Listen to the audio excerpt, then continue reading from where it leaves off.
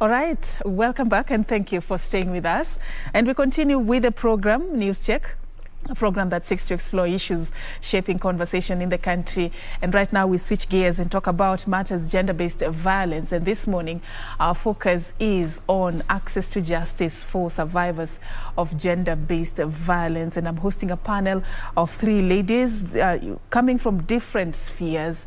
And of course they'll be telling us more about what they've done and what needs to be done as a country for us to ensure that no one is left behind when it comes to seeking justice for survivors of gender-based violence. Allow me just to introduce my panel this morning. I'll begin from the lady sitting right across. Her name is Dinah Ondari. Dinah Ondari is currently the Press Freedom, Safety and Advocacy Manager at the Media Council of Kenya, but most importantly, she's also a member of the Association of Media Women in Kenya. And because of time, I don't want to dig deep into her profile. Wairimu, let me go to the lady at the center there. Her name is Edith Murogo. Edith is the convener of the National Shelters Network of Kenya. She is also the founder and CEO of Center for Domestic Training and Development, and has really been pivotal in different projects that have aided in human rights advocacy, such as the Talia Agla Girls Shelter and the Domestic Workers Transformation Program, and of course also a rich profile there that time does not allow me to go into. And of course we have last but not least, Wairimu Munyinyi Wahome. Wairimu is an advocacy and policy specialist who is very passionate about gender and development issues. Most importantly, she's the executive director of the Coalition on Violence Against Women, COVAW. Thank you so much for creating time for us this particular morning.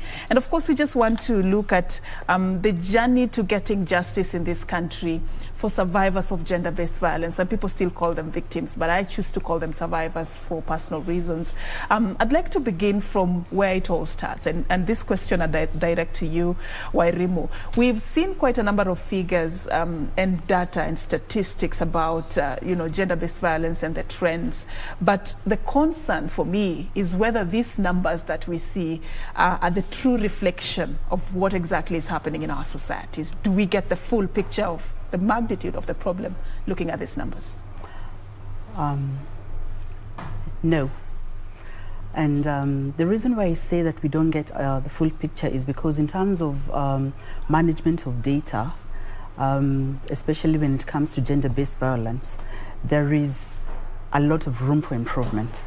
So when you look at how data is managed, we haven't yet fully managed to centralize the provision, the analysis, and the utilization of that data. So we have pockets in this country where GBV happens, but the recording of the same and the sharing of that data is inconsistent, if it's happening at all.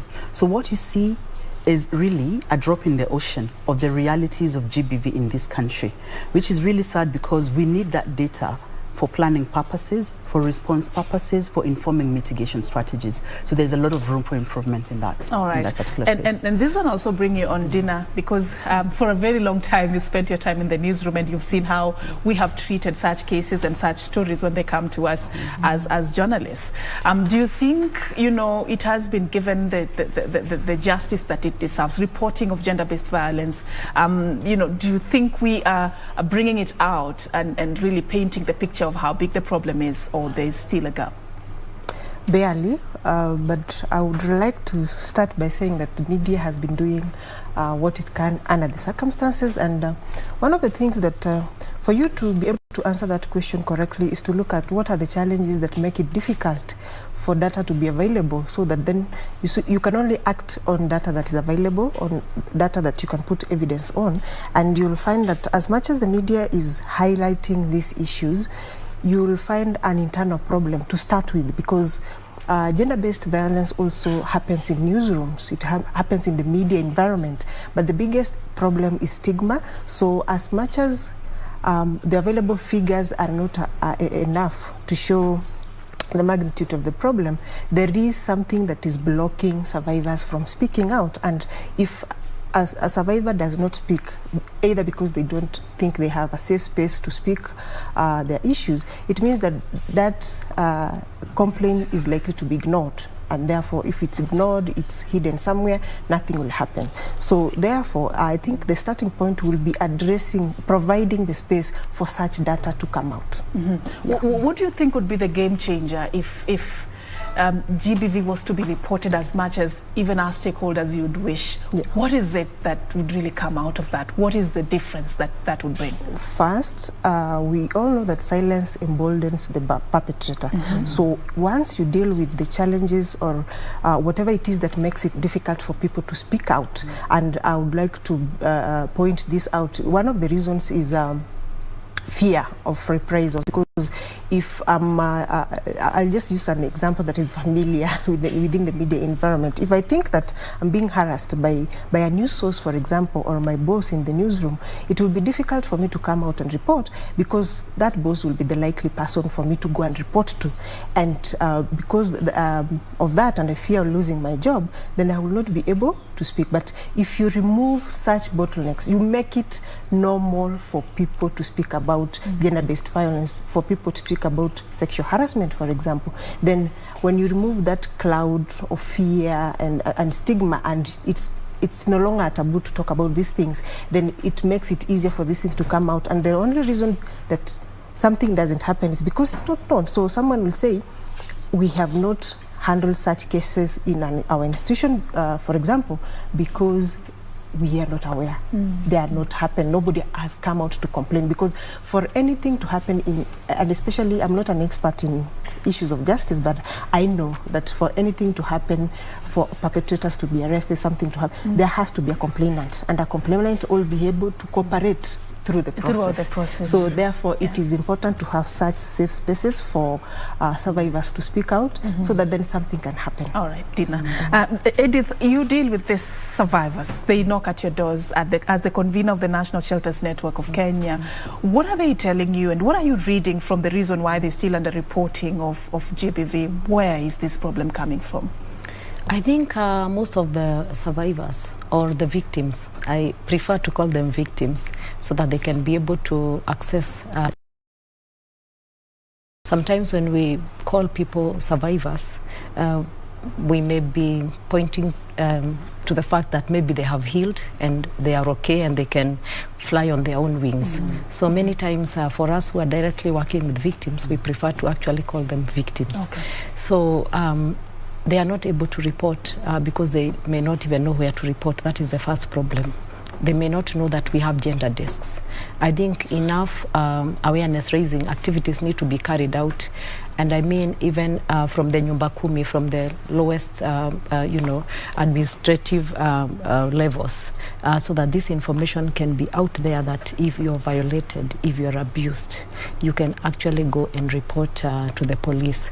I know again there's that whole myth surrounding the issue of reporting because of maybe sometimes the handling of victims at the police stations and at other places where they're supposed to get help.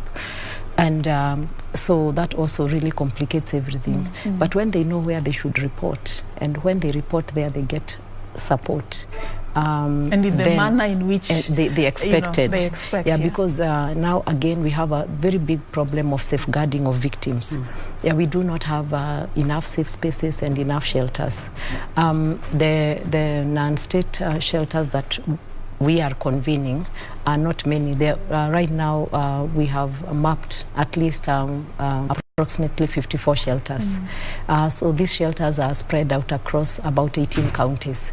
So you find in some counties we don't even have a single shelter. So you can imagine what is happening in those counties, and victims have nowhere to report. So it means that now these victims are left on their own and they cannot speak enough. I think my colleagues here have already alluded to the fact that these victim voices are not being heard. We are not hearing the victims speaking. All right. I'll come back to you on the issue of shelters, just so that you can expound how important this is for our country. But coming to you, Wairimu, as a COVAW, you deal a lot with the issue of just ensuring that survivors or victims get justice. What are some of the loopholes that you first of all identified in this journey to getting justice for survivors of GBV, and how is that being worked out right now? What are some of the strategies that we are doing to make it easier for them to get justice? So thank you. So COVAW's vision is a space where women and girls can thrive without fear of violations, and that's the vision that we have for the women and girls in Kenya. Now, I'd like to start from the continuum of care when it comes to facilitating access to justice for survivors or for victims. One is the issue that has already been talked about, the issue of information. And the reason why information related to GBV is important is because the lack of it creates a culture where there is fear, there is intimidation. And so when people experience violence, most of them fear speaking out against it or about it. But even when they do, they don't know, even when they want to, they don't know where to go to. And so it is important that at the household level and in our schools at the earliest opportunity, we start talking about issues of gender-based violence. We normalize why gender-based violence is wrong and what should you do in the event that it happens. Unfortunately, currently for most people, they only encounter a GBV referral system or mechanism when they are either a survivor or in the process of supporting a survivor or a victim of GBV, and that is wrong. After it has already happened. After it has already happened. People go through a whole education system without understanding the norms that contribute to GBV. They complete school, and sometimes people continue. You're only lucky if you happen to be in a space where GBV issues are deliberate and inform part of the work that you're doing. Otherwise, most people remain ignorant, very ignorant. And that is why you see the kind of utterances, you hear the kind of utterances that you will hear from persons in positions of responsibility who don't, because they're coming from a very uninformed culture. All right. Then we progress from that and come to a situation where the violence has happened and a response is required. Now, again, when you look at it, is very inconsistent. So first of all, there is challenges at the household level because in some spaces they want to cover that up, especially if the perpetrator of violence is someone that is closely related to them or can intimidate them or buy them out so that they do not pursue justice. But in the event that they're able to counter that and move to the next levels, you find that sometimes people report these cases to the police station and that's the end of it, and they do not know how to go about it. If that case, for whatever reason, happens to move to the courts, that's where you encounter the biggest challenges as well. Access to justice in terms of legal services is very expensive in this country. Lawyers are expensive. So COVAW, for example, has to use a scheme of pro bono lawyers, lawyers who are willing to give their time for free to represent victims of GBV. Not many people can afford that, and not many organizations can sustain legal aid programs because of the cost that comes with it. So that's a big loophole. And so even when that happens, again, there is bottlenecks, both administrative and otherwise, in our courts, which means that on average, for example, for the courts, for the cases that we handle, on average, a case takes 4 to 5 years to conclude. Who would want to go through such a long period of... Yes, it's a replay of trauma. People give up halfway, Lawyers also, give up and drop the cases, so you're constantly changing lawyers for some of these cases. So I think the culture really needs to change, and there needs to be real commitment beyond the statements that are made in terms of gender-based violence and responding to that in this country. And I think this is an opportune time because as we near elections, it's a topic that is very central to us as COVAW, because we've handled cases of survivors of GBV during elections from 2007. And we are hoping to see political parties, we are hoping to see candidates prioritize issues of GBV in their manifestos. But most important is that citizens really can begin to understand the cost of GBV on themselves, but also on us as a country. It is costly, economically and socially. And so it's overdue, the need for us to change our responses, consistency, but also allocating the appropriate resources. But I always say that if we can mitigate the spaces and the drivers of GBV, then 50% of the work will be done when it comes to GBV response in this country. Talking about response, and Dinah, I'd like you to talk about what the media, has done and what the media needs to do going forward. Our reporting of GBV, how we package that information.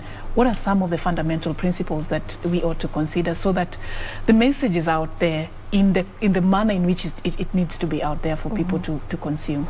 Yeah, thank you for that question. And I'd like by adding to what she has just said about responses, because I'd like to add the issue of capacity building, because even the manner in which you handle people who have come out to complain about GBV and how to handle the evidence is very important for you to be able to safeguard the process of justice. But I'll go back to my niche, which is the media. And I'd like to say that the media has done a good job. The media has been reporting on GBV, but obviously, just like elsewhere, like any institution, the justice institution, the individual players and officers, there are gaps that need to be arrested. And where we sit at the Media Council of Kenya, part of our mandate is to safeguard the rights and privileges of journalists.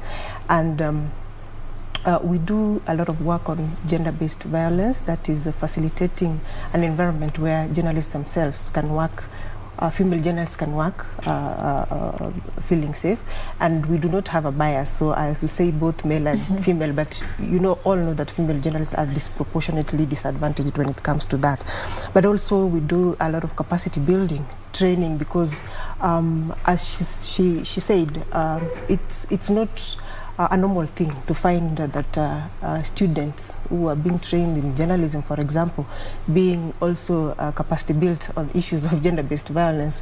I think the things that attack prevalence is the code of conduct for the practice of journalism, but it's emergingly and increasingly so that there is need to include these thematic areas, so that then when the journalist comes to the newsroom, they know that apart from reporting the daily press conferences and all that, they have a responsibility to they understand their role as human rights defenders, because journalists by nature of their work are human rights defenders, and gender reporting is a human rights approach to journalism. So we already have a curriculum at the Media Council of Kenya on gender reporting, and therefore this is what we've been rolling out, and these campaigns that we have been working closely with other institutions, and we will be willing really to partner so that we are able to ensure that journalists are not only trained when they are in the newsroom on gender-based violence, but this can go into the colleges, so that if it's an intern who is coming out, they understand their rights first as a journalist and the environment in which they need to work in, and also they're able to write stories that first respect the rights of survivors, sensitive stories, because apart from one of the things that you do at the council also is to monitor the performance of media on many different subjects.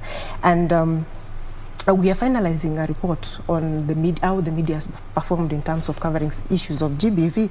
But before we release that report, because it's not possible for me to give results before we conclude, but by virtue of the fact that that we do monitoring on a daily basis, and you can already realize that most of the gender-based stories that are done, yes, they are done, and the media sometimes does stories just like any other Kenyan. If you hear something has happened, you report about it, people talk about it for a day, but the following day nobody's talking about it, and so it's forgotten. So there is need for the media to follow up on GBV stories, so that then the victims, that doesn't just become a subject in the news, and then tomorrow nobody remembers about it. Follow-up of stories is very important in ensuring that victims of gender-based violence get justice.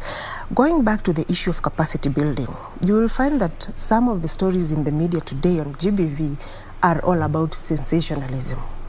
You will find that I'll give an example of a story I saw yesterday or the day before, where somebody reported that a lady was killed, allegedly in a triangle, and quickly went ahead to state that, neighbors even said the lady was living beyond her means. What are you trying to portray?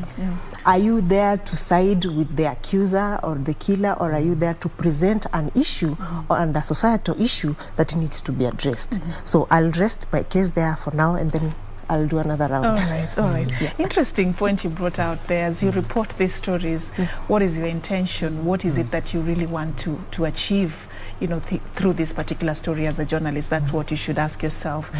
Edith, you know, let's talk about the fear that victims and survivors sometimes have.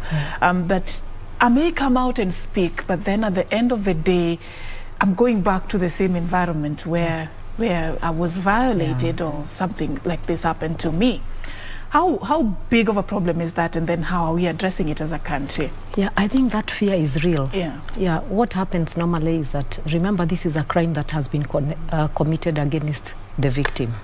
So immediately they raise their voice. And here I mean, for example, you go and report somewhere. It could be to the neighbor or to the police station or to an organization. And once investigation commence, what normally happens is that word quickly gets around to the perpetrators, so they know you are now trying to fight back. And what they normally do is they try now connecting with you to intimidate you. They can do that using your phone. They can do that using people who know you, or your neighbors or friends, and or people who are involved in that whole story that is going on. So you find that in that process, victims fear for their safety and their lives. And normally, because we are saying we already have a problem of safeguarding and shelters and safe spaces, what happens is that that victim is isolated. They start fearing for their lives. They start feeling alone. There's nobody to hold their hands. And many times, even when they go to the police stations, you find that there's no escort, there's no what do you call it, they are not helped. Like, even when they're accessing the police station, they are alone, or maybe they are accompanied. There's no security. Yes. There's no security for them. And even when the security is there, maybe it's not always, maybe it is sometimes. And then immediately they need to leave that place where they were assaulted or abused, or you know, and unfortunately they have nowhere to go. They may not even know where there is a safe space. How many safe spaces, such safe spaces? Would you be having the number? Yeah, we have mapped. Ratio? We have been mapping. The non-state shelters are 54. 54. The government, I think, has only 2 shelters. So, and then even the virtual safe spaces are not there. Or if they are there, they are not very well marketed so that the general public knows where they are. So I want to say that this fear is very real, and that is why sometimes even those victims who want to report or have started the process of reporting and getting justice, they are intimidated, they fear, and they even withdraw, because there's no guarantee of their safety. And you see, these victims can even come and kill you, to even destroy the evidence. They can intimidate even those who are trying to help you, not just you, but anyone who is trying to help you. All right. So from the minute you become a victim, it's like you face a double tragedy. You are a victim, and then it's very difficult for you even to access justice. Yeah. If I come to you, Wairimu, I don't want us to end this program before we take the viewer through the basics. I may assume people know how to report GBV. I may assume that they know where to go, how to seek help, which are the first stages. But maybe not everybody knows. Probably just to take us through the basics, for somebody to know, in case you feel violated or you suspect, you know, you could be in an environment where you're in danger, your rights could be infringed in some sort of way. What do you do? Okay, so there's quite a number of hotlines that have come up that people can use to report incidences of GBV, but also to be guided on how to go about it. Because the first thing people need to understand is, even when you call an organization like COVAW, we are not a government institution, we're not a law enforcement agency. And so it is important that people understand how the law operates. So the first thing you need to do, and it also depends on the kind of violence. So I will focus on the issue of sexual, gender-based violence. So when that happens, it is important that the survivor, the victim does not bathe, does not destroy the evidence, so do not store it in a paper bag, do not bathe until you can get yourself to a police station to report. At the police station, you will get an OB number, but you'll also get a P3 form that then you use to go to a health facility, and at the health facility, a healthcare worker, a medic will fill it out for you, and then you need to take that back to the police station because it's a very critical component of what will be used to pursue the case alongside the other pieces of evidence.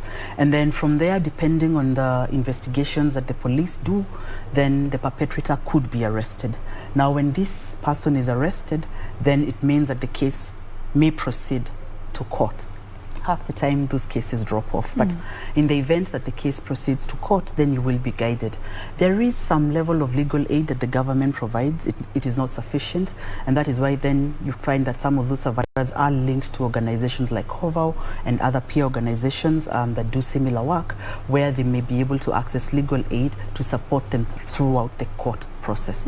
It is very important to report, because if you do not report, then it becomes difficult to jumpstart the process of access to justice. So it starts at the reporting stage. But I wouldn't say that. It starts at the support system that you get at home. Yes, or in the environment where the violence happens, because that is what will determine whether or not you take the next step of reporting that formally. Well, I'm looking at this cobweb though. Yeah. You move from that, let me call it scene of crime. Yes. You go to the police station. Yes. You go to the hospital. You're back at the police station. Yes. You're required somewhere else. Yeah. Is it working for somebody who has just gone through that horrific ordeal? Definitely. It's traumatic. Yeah. Let's talk about It's that. traumatic, and also in terms of infrastructure, some people have access to police stations, others do not, depending on where they are at, the geographical location. And that is why the government has come up with an initiative of the Polycare, which is a one-stop system that allows victims of GBV to go through that requirement within the shortest time possible, so that we don't have people, falling out of this process because either they can't access or because of distance, etc., etc.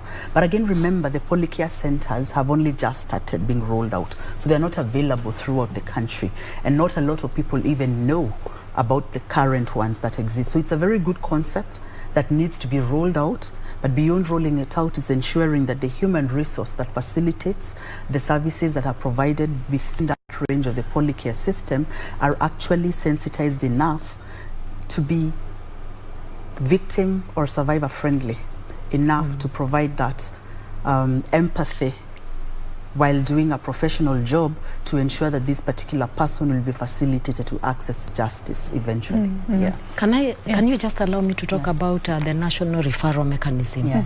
Yeah, I think it's about time this country creates a comprehensive national referral mechanism, and I just want to support what Wairimu has just said, that we need the polycares, we need the shelters, we need non-governmental organizations supporting victims.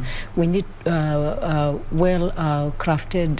referral pathways, so that from the moment a victim or from the moment a person is victimized, they know where to go and where to start, because I think that is what you're looking for. And that is where we have a problem. So the moment we don't have a well thought out and planned national referral mechanism, then I think we are not doing anything, because we are not safeguarding the victims. And if victims are not well safeguarded, what does that mean? They will get frustrated, they will keep quiet, and then we will only hear about SGBV and other forms of violations only when they happen through the media, as Dinah said. So, and then we will just be doing this knee-jerk reaction, never having anything comprehensive for response to GBV. Now, there's one thing I would like to say, that I wish our government could actually facilitate the non-state shelters. We need registration. For the last 2 years, actually, we've been asking, can we have registration for these shelters? We cannot continue having the shelters operating without proper registrations. Some shelters are registered as non-governmental organizations, some are registered as faith-based organizations, others are registered as women and youth groups, others are registered, unfortunately, as charitable children institutions. So we have a big crisis right there. So it's not focused. It's not organized. So we really want direction on how we can have these shelters registered. That way we will be giving them legality even to exist and to execute their mandate. I want to say that these shelters are doing wonderful work, you know, in terms of safeguarding victims. They are doing all the work that the government should be doing, and it is not doing at the moment. And the other thing is that we also need, as a best practice, for the government to start allocating resources. Wairimu alluded to the level of resources that are required. The lawyers, you know, the legal aid, medical aid, you know, the shelter itself, you know, like a place where you can have 3 decent meals, a place where you can sit and think about your next move, a place where you can be accessed by professionals who can help you and even prepare you for court. It is not easy for women to appear in court or for victims to appear in court. There's a lot of intimidation. I'm sure we have all been to courts and seen how the court process sometimes works out. And consider the fact that the case may drag. We may be having we may be having people in court who are very vicious, you know, people who ask very people who ask very demeaning questions, like why were you, you know, like why were you there at that time? You see, why were you dressed like that? Just before I go to Dinah, when you look at the setup at the shelter, I want to believe somebody is not held at the shelter forever. There has to be some sort of reintegration program at the end of it. How is this done safely? So the whole concept of a shelter is a temporary place of safety, you know, and safeguarding. So we are advocating for shelters so that we can have safe spaces where women and children, or anybody, even men, because we also have shelters for boys and men. So at the end of it, what happens? At the end of it, what happens there is that at least you are allocated with the basic, you know, like a dignity pack. You know, you're allocated a bed, you're given food, you're given clothing. At the same time, you receive counseling. Counseling is critical for survivors. I mean, for victims to become survivors, they really need counseling. They also need to be prepared for court. They also need to be reunited with loved ones. You know, sometimes the whole abuse process, the way it happens, it cuts and alienates victims from their loved ones. People take sides. You find people blaming you, a whole community for what happened, or like even the family asking you to give in so that these things can end there, or we can have settlements out of court. So victims sometimes are under a lot of pressure even to change their mind. So it is at the shelter where you can counsel them, reassure them, give them hope, and even encourage them to cooperate with the justice system, so that we can bring these perpetrators to book. So you can see how important these shelters are. Without shelters, we will never fight, we will never win the war on SGBV. Thank you for bringing that out. Dinah, what proactive role can the media play in you know, the fight against GBV, so that we are not just hungry for news when something has happened? We really want to scoop and report that, and even report how bad it was. You know, she was cut here and there. What proactive role can we play? Is it just about reporting when something has happened? Thank you for that question. And indeed, someone has already mentioned that we will only be hearing these stories from the media, and it's good to know that people look up to the media to provide solutions. And the media has the capacity to set the agenda on just about anything. So you'll ask yourself then, why is it that not a lot is happening? And I've already pointed out some of the challenges that are there, but it's good that we move quickly to what is happening to solve those challenges, so that then we are able to give solutions. And one of the things that the council does is the helping media houses, because if the society is looking up to the media to provide solutions, then sometimes you first need to look internally and see where is the challenge. Because if you have a journalist who is suffering gender-based violence in the newsroom, will they be able to project the real issues that we are talking about, or they'll be influenced by what is happening? So one of the things that the council is doing is facilitating the media houses to come up with internal policies of management of such issues in the newsroom, so that then before you call out a journalist to come and report about GBV elsewhere, you have already solved the gaps that exist within. And that is at the organizational level and as a public institution and a regulator of the media industry. But more widely and sector-wide. The Kenya Media Council is one of the conveners of the Kenya Media Sector Working Group, and there is a framework that has been set up called the National Mechanism for the Safety and Protection of Journalists. And there is a realization that gender-based violence cases, and especially I want to point out that one of the widely spread manifestations of gender-based violence in the media is sexual harassment. So the stakeholders in the industry realized that these are not just any other cases, because if a journalist, for example, I sit at the Media Council of Kenya and I receive called a journalist has been beaten up in a political rally, but a journalist who has been sexually harassed, for example, in a newsroom, will not be able to pick that phone and call you because of the fears that you have already said, the stigma, and they are not even sure whether something will happen and whether they will be safe. So the mechanism realizes that sexual harassment in the newsroom is a unique challenge that needs unique solutions, and within that mechanism, and that is where now the Association of Media Women comes in, they have been given a mandate to lead the campaign against sexual harassment in the newsroom. And AMWIK has been leading the industry in ensuring that apart from the policies that MCK has helped media houses develop, we can have a standard policy against sexual harassment in newsrooms, so that then if you are talking about handling of complaints, what is the standard way you follow in doing that? What needs to be done? How can we ensure that the mentorship that we are so much crave for young journalists joining the newsroom, be it male or female, what kind of mindset do they need to have before they come to the newsroom? So mentorship is one of the deliverables. The other thing is ensuring that there is a standard policy of handling these issues within the media environment, not only in newsrooms, but also outside, because journalists face a lot of harassment sometimes from news sources. So we talk about the media environment.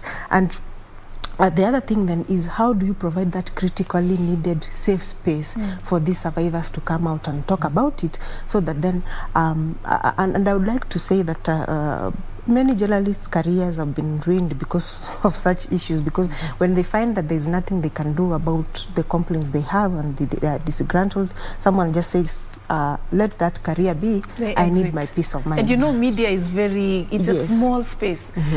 You work in this media house, and your bosses are friends with you know, on the other side. So people are really feeling intimidated, you know, to come out and speak publicly about this. Yes, so provision of safe spaces is one of the key deliverables of that committee that is being led by AMWIK, and MCK has really been supporting, because we understand that in providing solutions to the industry, you need such partnerships. So we thank AMWIK for being a very willing partner, and there is a lot of work that has been going on, and of course, as time goes, you'll be able to see the impact of the work that is being done. All right, thank you, Dinah. I'm told we've run out of time, unfortunately, for this conversation, but I believe we've opened the eyes of the public in terms of some of the areas that we need to be addressing going forward. But I'd like to give you all a chance for your final words. I'll start with you, Wairimu. What's the way forward for you? The way forward is, like I said earlier, that we invest in terms of challenging the attitudes and behaviors that facilitate gender-based violence in whatever spaces that we occupy, and we back that up with information, but also ensure that our responses are consistent and that they are adequately resourced to meet the needs of GBV survivors out there. And central to all of this is the issue of sustainability. So interventions that are developed need to address the issue of sustainability. To what extent can this strategy hold in terms of facilitating access to justice for survivors of GBV in this country? If that strategy does not have a sustainability element, then in the long run it is likely to cause harm, either in terms of the services that are provided or in terms of misuse of resources. So it is important that we think sustainability in terms of the strategies that we put in place. But if we can mitigate in terms of educating ourselves and changing our behaviors and attitudes, we will have resolved the problem by 50%. I repeat again. Thank you. Thank you so much. Edith? I think for me, I would like to say that this country cannot afford GBV. It is expensive to rehabilitate and reintegrate victims. I think also research needs to be done. We need to start speaking with the numbers. We need to understand how much does it cost to rehabilitate and reintegrate one victim of trafficking. Sorry, one victim of... You deal with a lot of human rights issues. I deal a lot with a lot of human rights issues. Yeah, so I think we need to ask ourselves, how much does it cost, and can this country begin to afford?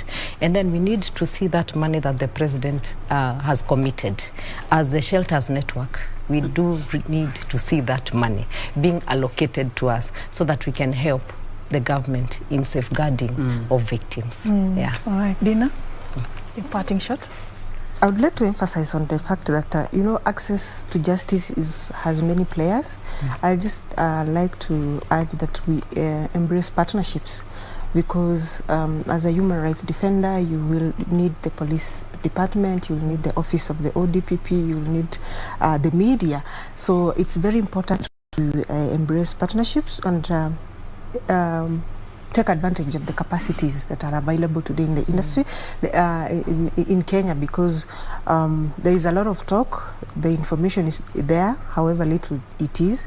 There needs to be action. We need to see cases being prosecuted. You can't be talking all. So wherever anybody is, whether you're in the media, you are in the NGO sector, we need to embrace partnerships so that we safeguard these cases that we have, however few they are, because they will serve as lessons to the rest. There's a plan by the judiciary to set up, I don't know how far it has gone, to set up special units for addressing GBV cases. Does that provide some sort of hope, some sort of light at the end of the tunnel? Yes, and you know, there's a lot of debate around that, because there's both pros and cons, and that's why I'm talking about strategies that need to sustain. But if the GBV, so the issue is not setting up the special courts, the issue is to what extent will they be responsive to the needs, okay? Because you could set up a facility or an intervention that is not meeting the needs of the survivors. So really the issue is operationalizing it, ensuring that it has adequate resources, so that we don't have yet another institution that is, for lack of a better word, eventually going to turn out to be a white elephant. Yes. Okay. Yeah. Well said. Thank you so much for your time. Wairimu Munyinyi Wahome, she's Executive Director, COVAW, Coalition on Violence Against Women. I've also been engaging Dinah Ondari. She is a member of AMWIK, and of course Dinah also is the Press Freedom, Safety and Advocacy Manager at the Media Council of Kenya. And of course I've also been talking to Edith Murogo, Convener, National Shelters Network of Kenya. Thank you, ladies, for your time this morning.